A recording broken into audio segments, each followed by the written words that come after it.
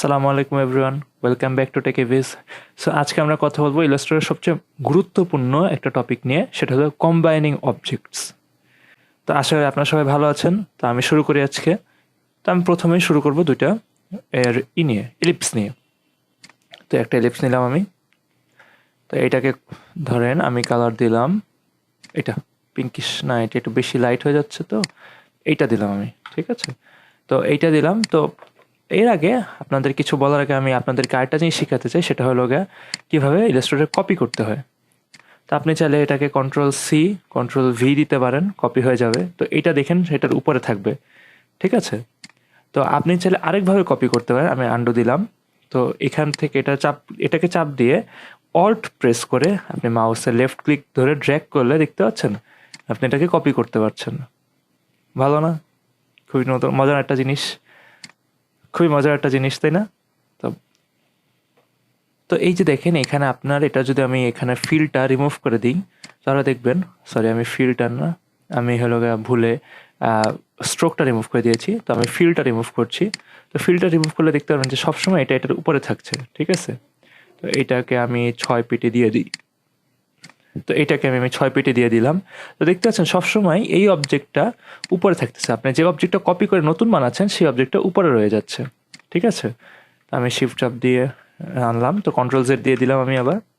তো এটা হলো আমাদের সবসময় কেস। যদি আপনি কোনো কিছু কপি করে থাকেন তাহলে সেটা সবসময় আপনার যে অবজেক্টটা থেকে কপি করেছেন সেটার উপরে থাকবে।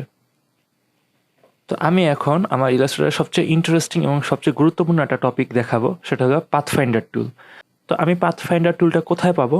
তো আমি এটা পাবো উইন্ডো থেকে, পাথফাইন্ডার, ঠিক আছে। তো আমি এটাকে এখানে রেখে দিলাম আমার কাজের সুবিধার্থে। তো আমার এটা হলো এটার নিচেরটা হলো আমার পাথফাইন্ডার। তো আমার এখানে এই 3 নাম্বারটা হলো আমার পাথফাইন্ডার। তো এখানে আমার কি অপশন আছে? এখানে অপশন আছে unite, minus front, intersect and exclude. তো আমি আজকে আপনাদের এই বিষয়গুলো নিয়ে কাজ দেখাবো এবং আপনাদেরকে বুঝাবো কিভাবে এই জিনিসগুলো কাজ করে। তো আমি এখানে আমার এই সার্কেলটাকে একটু ছোট করে আমি দুইটাকে সিলেক্ট করে দিব ইউনাইট। ইউনাইট দিলে কি হবে? এই দুটো সার্কেল একত্র হয়ে যাচ্ছে। এটা কিন্তু এখন একটা অবজেক্ট হয়ে গিয়েছে, ঠিক আছে। তো আমি ইউনাইট দেখলাম। আমি আরেকটা সার্কেল নিয়ে আসি। সার্কেল নিয়ে এসে আমি এখানে বৃত্ত বানালাম। বৃত্ত না, এটা কালারটা চেঞ্জ করলাম যাতে আমরা ভালোভাবে বুঝতে পারি। সাদা দিলাম, না সাদা না, নীল দিলাম, ঠিক আছে। তো এখন এই দুটো সিলেক্ট করে আমি যদি এটা কি মাইনাস ফ্রন্ট, আমার কিন্তু এই অবজেক্টটা এটার উপরে আছে, ঠিক আছে। তো হিসাব রাখবেন মাইনাস ফ্রন্ট, আমি সামনের পার্টটা রিমুভ করে দিব, ডিলিট করে দিব। তো আমি দুটো সিলেক্ট করে যদি মাইনাস ফ্রন্ট দিই, দেখেন এখানে একটা বৃত্ত কেটে গেছে। এটা কিন্তু এখন একটা আলাদা একটা অবজেক্ট তৈরি হয়ে গিয়েছে। আমাদের সামনে যে বৃত্তটা ছিল বা সার্কেলটা ছিল সেটা রিমুভ হয়ে গিয়েছে। তো আমাদের এরপর কি আছে? ইন্টারসেক্ট। তো আমি একটা রেক্টেঙ্গেল নিলাম। তো রেক্টেঙ্গেল নিয়ে আমি ধরেন এখানে একটা রেক্টেঙ্গেল বানালাম। ধরেন আমি রেক্টেঙ্গেলটাকে এখানে রাখলাম, ঠিক আছে। রেক্টেঙ্গেলটাকে রেখে আমি দুটাকে সিলেক্ট করলাম। তো আমার যে ইন্টারসেক্টিং পয়েন্টটা, যে দুইটা জিনিস যেখানে মিলছে বা দুইটা জিনিসের মাঝখানে যে অংশটা আছে কমন পয়েন্ট, সেই পয়েন্টটা থাকবে, বাকি সব রিমুভ হয়ে যাবে, ঠিক আছে।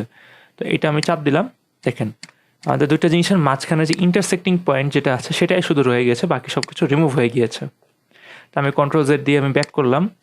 তো লাস্টে আমি যে জিনিসটা শিখবো সেটা হলো আমাদের এক্সক্লুড। এক্সক্লুড কি করবে? এই যে ইন্টারসেক্টিং পয়েন্টটা, এটাকে ডিলিট করে বাকি যা আছে সব রেখে দিবে। তো আমি করলাম এক্সক্লুড। দেখেন এই যে ইন্টারসেক্টিং পয়েন্টটা ডিলিট হয়ে গিয়েছে, বাকি সব কিছু আমাদের রয়ে গিয়েছে। তো এই ছিল আজকে আমার ভিডিওতে।